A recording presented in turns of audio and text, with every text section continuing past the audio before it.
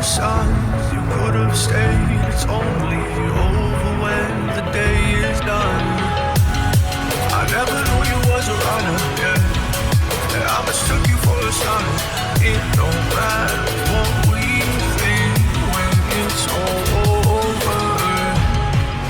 'Cause this is our last chance to leave it all behind. Raise your voice and raise your power, yeah. This is our last chance to leave it all behind. Raise your voice, raise your power, yeah.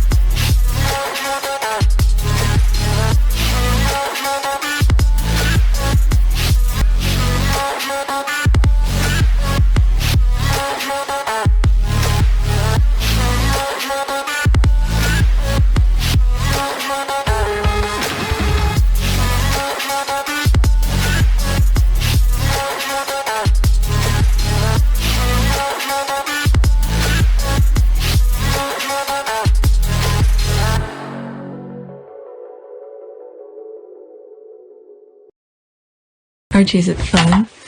Fun. Fun. After me. Ready? Happy?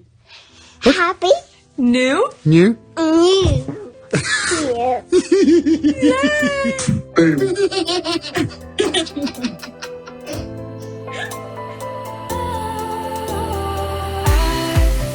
Was wrong to say I wouldn't change a thing, 'cause in the story of our lives, the best of times through color glass, time rolls on enough to let me move on past, but every little now and then it creeps on back to shape my smile.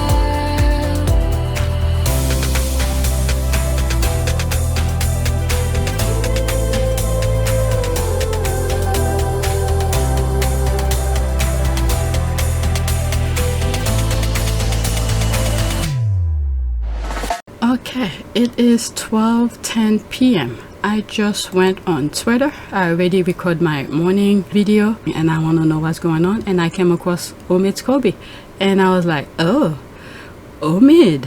Okay, so I'm gonna share that with you. Okay, Princess Diana fought for much of her royal life to tell her story and be heard. For Panorama, she put everything on the line and her braveness has inspired millions. But sadly, now her voice has been silenced once again.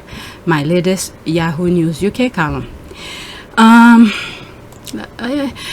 read part of it, not all. 5-minute read. I'll read part of it, but the rest you guys gonna have to finish it. I'll leave the link in the description. Okay, there's the headline by Omid Kobe, Royal Executive Editor, and it was written today, published today, 11:10 a.m. a few minutes ago. All right, let's see here.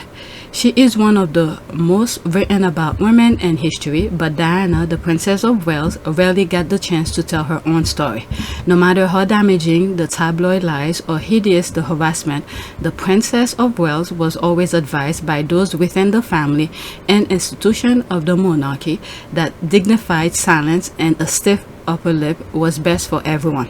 It contributed to a tortured existence of Diana, one she only built up the courage to speak about toward the end of her life behind Palace Wall.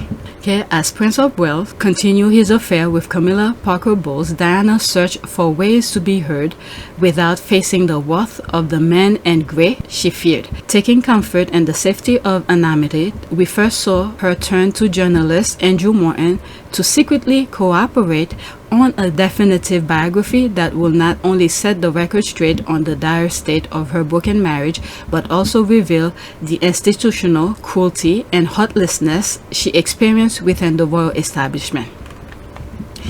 The 1992 release of Diana, Her True Story, share the first accurate insight into her private world, but the book, which include heartbreaking stories of suicide attempts, bulimia, and cold indifference from her absent husband, still left questions about her life unanswered. 3 years later, and as it became clear that the marriage was virtually finished, Diana chose to speak out herself, finally open up to BBC Panorama. It was raw, real, and most watched interview of all time in UK history. Diana's decision to do a televised sit-down was rooted in deep desire to be heard and finally dispel many of the false narrative told in the press, but despite requests from the likes of Oprah, it was TV presenter Martin Bashir who landed the exclusive. It has since transpired that a series of unethical tactics and gaslighting led by Bashir convinced her that the BBC show was the right broadcaster to land the interview. Only if she had done it with Oprah, but it is what it is.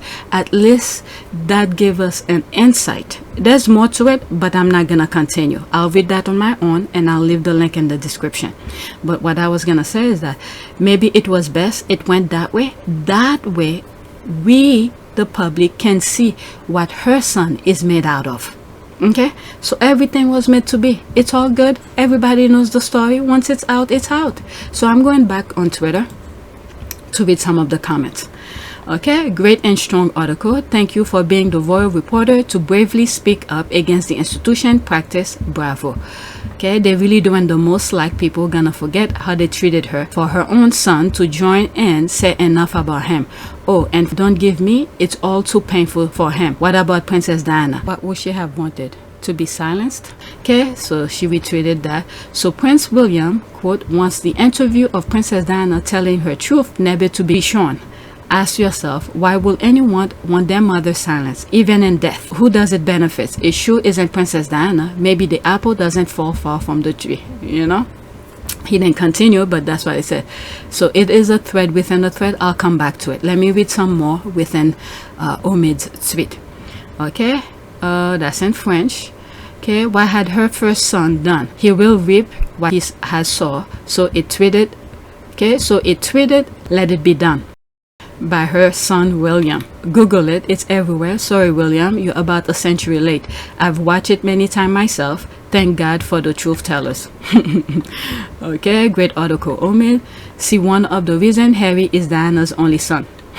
That's right. The irony here is that you continue to only see one side of the story, continue to promote that side. I mean, the woman speak her truth. What the hell? Okay, decry the other for putting forth lies and suppressing the truth when one could accuse you of the same. It's really a shame, as I used to respect you, but no longer. That's your problem, but Diana said it. She said her word. What can we say about that? Okay, let's see the comment under this. What are you even talking about? It is what he saw.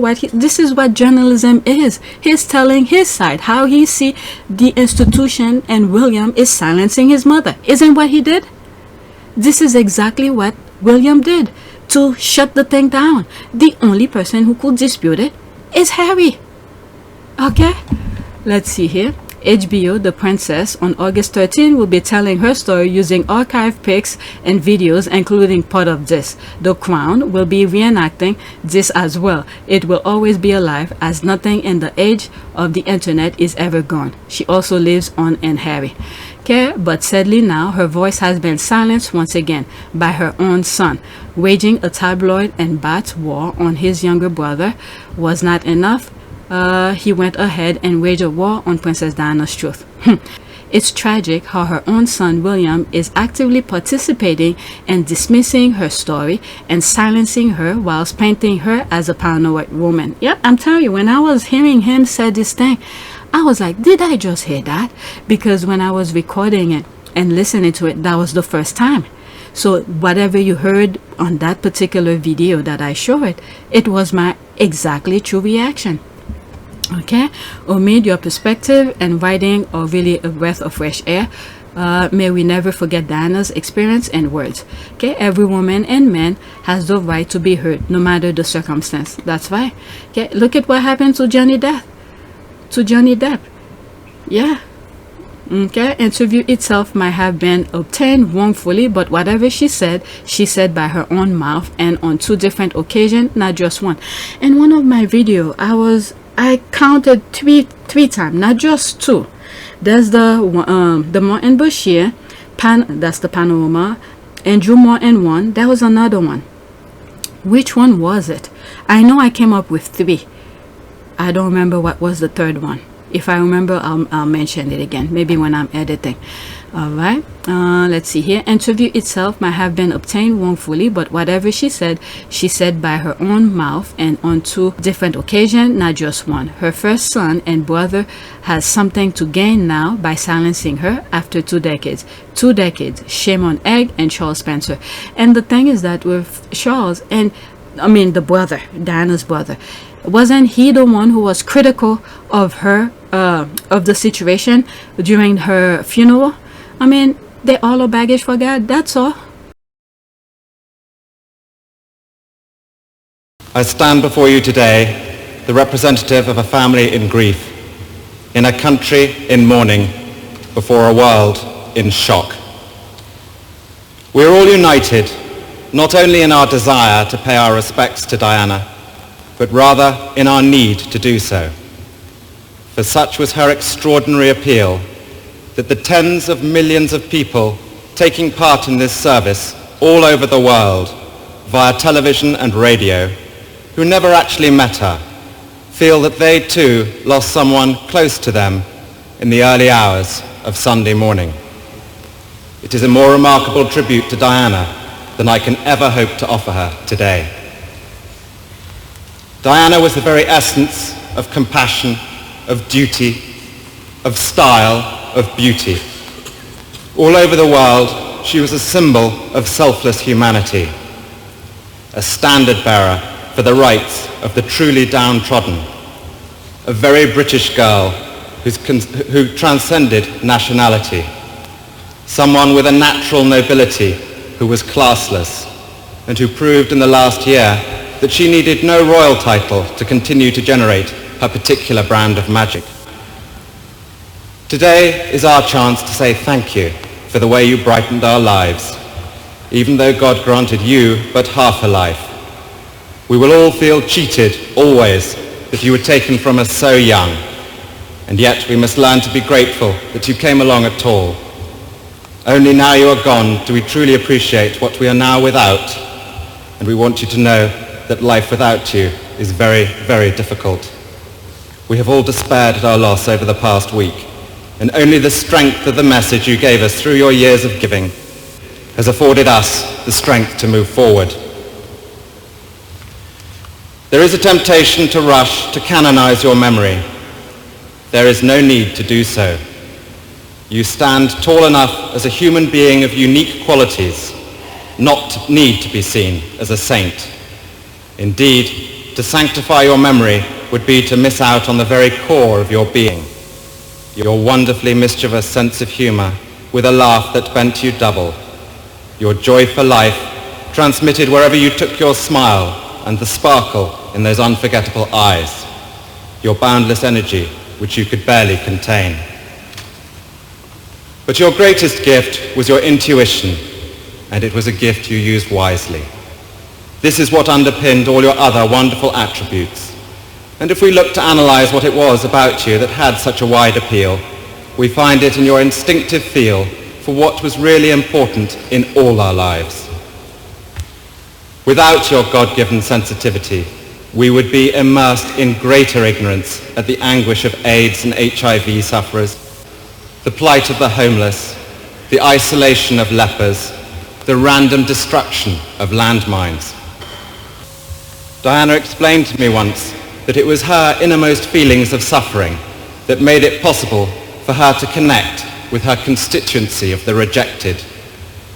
And here we come to another truth about her. For all the status, the glamour, the applause, Diana remained throughout a very insecure person at heart, almost childlike in her desire to do good for others so she could release herself from deep feelings of unworthiness, of which her eating disorders were merely a symptom. The world sensed this part of her character and cherished her for her vulnerability, whilst admiring her for her honesty. The last time I saw Diana was July the 1st, her birthday in London, when typically she was not taking time to celebrate a special day with friends, but was guest of honour at a fundraising charity evening. She sparked, of course, but I would rather cherish the days I spent with her in March when she came to visit me and my children in South Africa. I am proud of the fact that, apart from she was on public display meeting President Mandela, we managed to contrive to stop the ever-present paparazzi from getting a single picture of her. That meant a lot to her.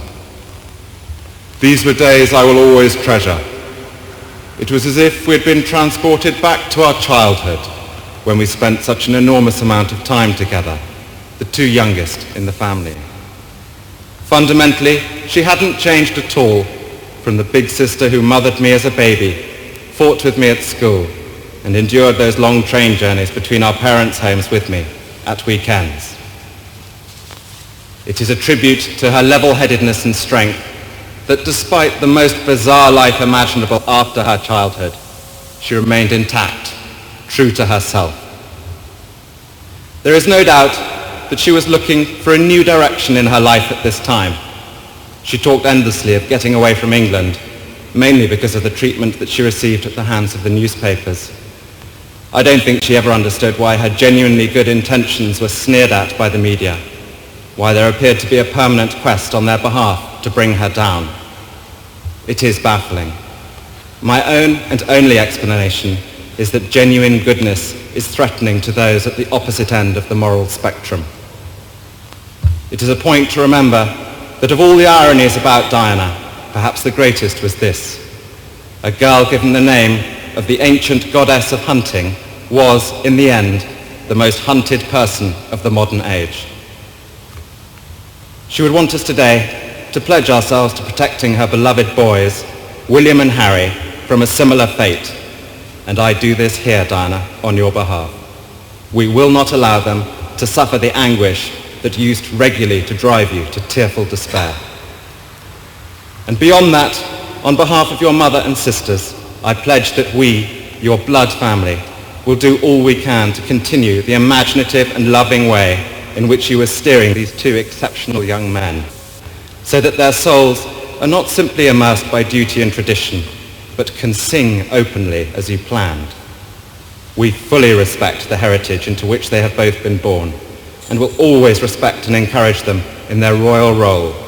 But we, like you, recognize the need for them to experience as many different aspects of life as possible, to arm them spiritually and emotionally for the years ahead. I know you would have expected nothing less from us. William and Harry, we all care desperately for you today. We're all chewed up with sadness at the loss of a woman who wasn't even our mother. How great your suffering is, we cannot even imagine. I would like to end by thanking God for the small mercies he's shown us at this dreadful time, for taking Diana at her most beautiful and radiant, and when she had joy in her private life. Above all, we give thanks for the life of a woman I'm so proud to be able to call my sister, the unique, the complex, the extraordinary and irreplaceable Diana, whose beauty, both internal and external, will never be extinguished from our minds. Okay, like I said, like I showed in one of the thumbnails, you know, they are fakers. It's very sad, very sad. Speaking truth and facts as always. Okay, it is very sad indeed. Prince William is leading nowhere.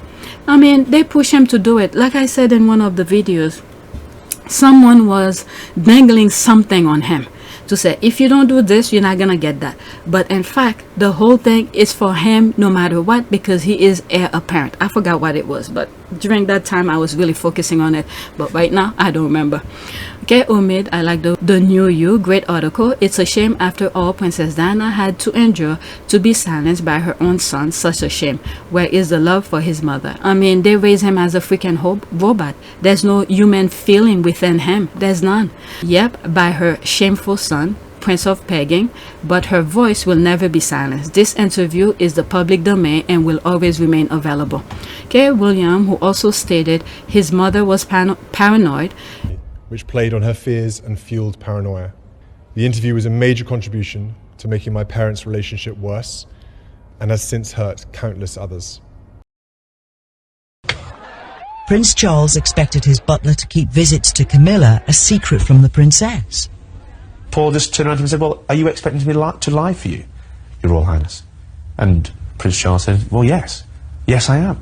And went into this histrionics about being the King of England, the future King of England, the Prince of Wales, and you will lie, stamping his feet, and then threw this book in Paul's direction. To making my parents' relationship worse and has since hurt countless others. Oh, now I remember. The guy who was helping her with the speech, that's the third one. That's the third one. Yeah, that's the third one. Now I remember. Was it something Stillman? Alright. William, who also stated his mother was paranoid, trying to silence his mother's voice, and supported by Diana's brother, the Earl of Spencer, who, by the way, introduced Bashir to Diana. One has to ask, what does William gain in silencing his mother? His inheritance is secure, so why? This is what I'm saying. I'm not the only one who said that. His inheritance is secure. I don't think they teach him this is for him. Maybe Charles, okay, prevent him from knowing this. But then again, things are everywhere. All the if I could find out, but someone who's within the institution should know very well. He should know. Okay, let's see here too. She also admitted she said stuff she didn't mean because of her anger at what Bashir told her. How come I didn't come across it? Okay, her anger seemed was based on his lies, and she retaliated based on those lies. What? Oh my God, are you kidding me? Thank you. Like, exactly, this person here, she did. When did that happen? I'm not sure. That makes sense though, because she said same thing to Martin years before, then object to his book when published, or ever for that matter, and those are the same things she told Bashir, so independent from his lie. You see that, right? Yeah, they're sending their people to counteract. That's all it is. Okay, before her death, her relationship with Prince Charles was really very good according to herself. Others both had done very hurtful things to each other, but were forgiving, moving on. But I don't think, what's his name, Charles ever forgiving. No, this will not. I mean, when William came out and make that statement, where did that come from? How did it originate? This thing was died down out of nowhere.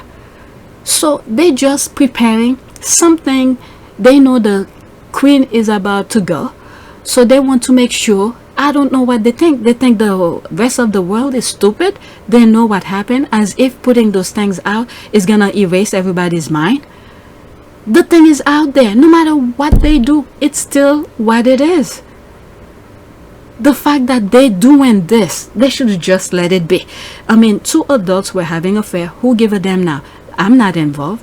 Nobody else is involved, but the people and Diana no longer exist. Two adults were doing their crazy stuff. So why do they have to go to that extent to make people to believe what we saw is not what it is? This is more disgusting than what they actually did. The affair and all of that. So I don't understand this. They should just leave it alone and move along. Okay, both had done very hurtful things to each other, but were forgiving, moving on. Princess Diana deserves this interview to be put away for good, and no one make any more. Nah, you're probably being paid to say this nonsense. It was already out. It is what it is. The revelations came one It traumatized me after another. So I took it out on myself. From a woman looking back on some of the worst years of her life, Each time I was knocked down, I came back up again. to a man she hardly knew. Why did she do it? Were these the outbursts of a frustrated and reckless woman pushed past the point of caring? Or, after so many years of emotional isolation, was Diana just relieved to have a sympathetic ear? Or maybe this: was she so happy that she had finally broken free of a royal prison that she couldn't help talking about it? But I do feel, Peter, that I won their own game. Now. Now? But it's taken 11 years of your life. Your life. When you ask me the question... Princess Diana had started this exercise with Peter Sutherland to find her true voice. That wouldn't be easy because by now she'd spent years acting like someone else. Princess Diana herself was the principal source for that explosive 1992 book by Andrew Morton. It was part of her strategy to reshape the public's opinion of her and her life. But the princess never meant these tapes to become public, and Sutherland has been intensely criticized for deciding to release them. I don't want to denigrate Diana. I'm trying to give the public an opportunity, finally, okay. You see for yourself. Because these people are spoiling not just the work that I did with her, but using it again to kind of diminish her. And I don't think that's right. Why would she agree to be taped talking about her deepest secrets? Okay, can't read it unless let Yahoo sell our data. Okay, I don't know. Well said. Have you seen this? I don't know. Women who marry into royal. I don't know about that. Okay, very scary. The power of the royal family overturning the freedom of speech. Unacceptable. Hey, it's up to the people. Alright, I said I was gonna go to that thread. This one. How long is it? So Prince William wants the interview of Princess Diana telling her truth never to be shown. Ask yourself, why will anyone want their mother silenced? Even in death, who does it benefit? It sure isn't Princess Diana. Maybe the apple doesn't fall too far. Let's see here. Exclusive. Princess Diana's biographer told the Daily Beast that the BBC announcement that it will never again screen its famous panorama interview with Princess Diana at the urging of Prince William has resulted in Diana being silenced by her own son. Alright, remember there's two sons. Who knows? I don't know. Okay, let's see here. Someone doesn't want the comparison, the affair, the treatment of his brother and his family, the interview of his mother compared to the interview of his brother and sister-in-law. He knows the interview shows the monarchy for what they are. He is only protecting himself. Why he did it, I have no idea. It just showed him in a bad way. Let's see what else is going on. I see my notification. What's going on? I'm done with the Omid thing. Meghan would like to be happy. Okay, I don't want. Okay, what did I say here? I love your comment. Come on. What is that? Can you imagine Meghan dropping what she typed on her birthday? And there's me responding. Meghan would be like, quote, happy birthday to me, squaddies. Here you go. Here, go eat for a while. Don't eat all at once. Okay. I love it. Okay, so that's it. I need to get back into editing. Let's do, let's see here. Prayer for what? For voices. I don't know. Let's just say for voices to be heard. I don't know. I'm just throwing words out there. Supernatural breakthrough, prayer on fire. I don't know what's that. Okay, let's see here. Listening prayer template. I submit my own voice to the shed blood of Jesus and command that my own thought be taken captive to the obedience of Christ according to 2 Corinthians 10:5. I ask, Father, that only your Holy Spirit will speak to me now as I wait on you for wisdom, insight, and decision. Okay, so that's what came up. Let's pick an image for this video. This one crossed my mind. Cross my periphery. Okay, listening to the voice of God. Speak, Lord, for your servant is listening. 1 Samuel 13. Let's see here. Let's pick that. I don't know why. 1 Samuel 3:9. Let's see what popped up. What does it say? 1 Samuel. Go and lie down, he said. Okay. He said to Samuel, and if he calls you, say, speak, Lord, for your servant is listening. Okay, who said speak the Lord for your servant? Okay, I don't know much of the Bible, but I don't know why I wanted to read that. So Eli told Samuel, quote, go and lie down, and if he calls you, say, quote, speak Lord, for your servant is listening. So Samuel went and lay down in his place. The Lord came and stood there, calling as at the other time, Samuel, Samuel. Then Samuel said, speak, for your servant is listening. I guess Dinah's voice will never be silenced, even though if one of her sons is saying for it to be silent. Maybe that's why I wanted to read that. I don't know. But that's it. Please take a moment to subscribe, like, and share. If you want to support this channel, there's a PayPal link in the description. You could donate. Those who have donated, thank you. And oops, I don't know what happened. That's it. Oh, I see what happened.